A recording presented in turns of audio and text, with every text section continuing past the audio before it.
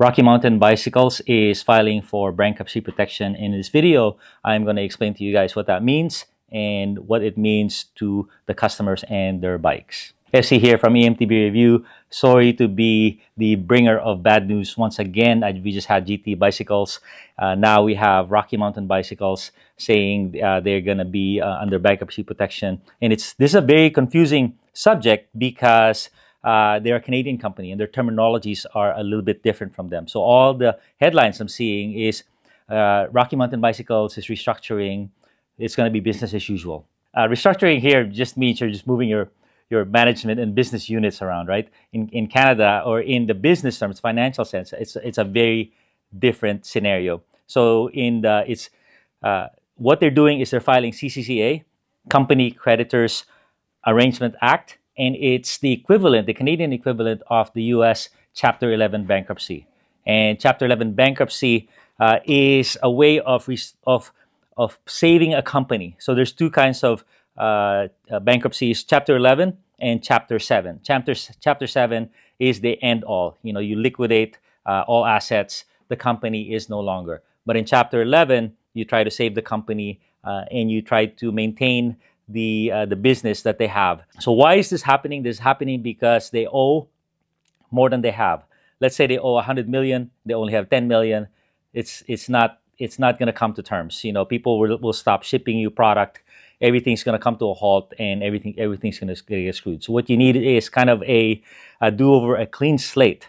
And how you do it is you put all the creditors on hold. That 100 million, you don't pay anybody, and then you count all your money, and then you clean up the company. You make it look as efficient as possible, because you have to prove that you're going to be profitable in the future. Because if you're not, what's the point of saving the company if you're not going to be sustainable? And then you have an investment. You get the best offer you can from a bank or from another company. Let's say they buy you for 10 million. Now you have 20 million, and the 20 million you use to pay off your creditors. They say, hey, we're going to pay you 20 cents to the dollar. This is the best we can get. Otherwise, you get zero, or you get that 10 cents. Or if you liquidate, you get very little. So that's what's happening. So the real losers here are the creditors. If you are owed money by Rocky Mountain Bicycles, you're going to expect something, a percentage of it on the dollar. The other loser, from my experience, is the owners of the company. The owners of the company, they lose what they have. They lose ownership. They lose that equity that they had. All that years they had building that company, they're going to lose it. Okay, so that's what's going to happen.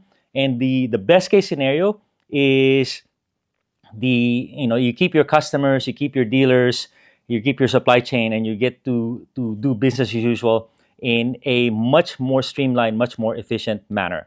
But usually layoffs are required. A reduction, a big reduction is required to make you look forward. What didn't work before, and how is it going to work now? So you do need your engineering. You do need to have new product, but it's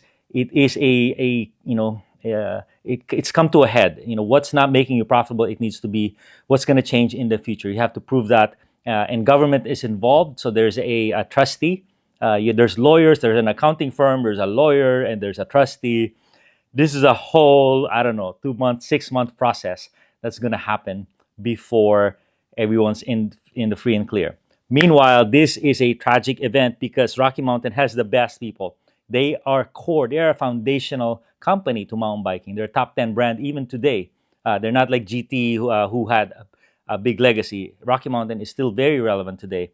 And now they are, there's no more, there's going to be little support for trail building, for races, and it has to be for profit now, focus on profits. And a lot of people are going to lose their job. I hear the Vancouver office is got 14 layoffs before, and now they're going to lay off most of the Vancouver office. And I think that's their headquarters. I've been there for some media tours back in the past. And let me tell you, these are some of the best people in the world, in the bike industry, because Canadians are just awesome by nature.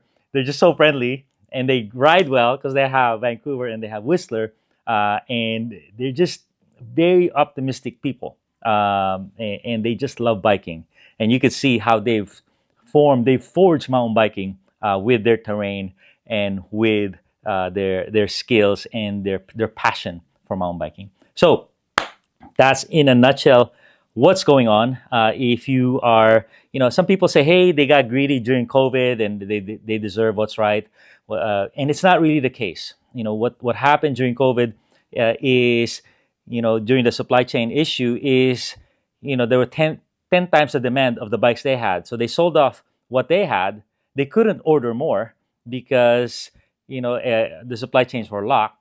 Shipping was 4 times more. So, but they just put in, they tried to order more, and then when the orders finally came, the demand went down. So even though they made a little bit of money, they couldn't really bank that because they reinvested it, and then the demand went down, and you're left with nothing.